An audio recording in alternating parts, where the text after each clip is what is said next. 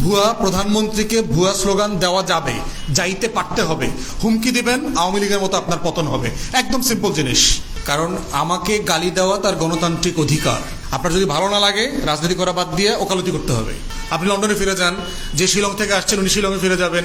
রাজনীতিবিদদেরকে সব ধরনের গালি দেওয়া যাবে। প্রেসিডেন্ট, প্রাইম মিনিস্টারকে আলু মারা, ডিম মারা, টমেটো মারা, ময়দা ছুঁড়া মারা, এগুলো খুবই কমন প্র্যাকটিস। ফ্ল্যাশব্যাক।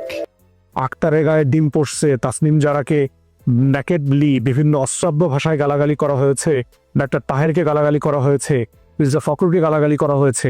এই গালাগালি শুধু চারজন ব্যক্তিকে করা হয় নাই, এগুলো দিল্লির গালি।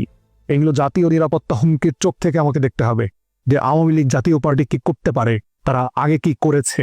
অতএব গোখরা সাপ, ওয়ান্স এ গোখরা সাপ অলওয়েজ এ গোখরা সাপ।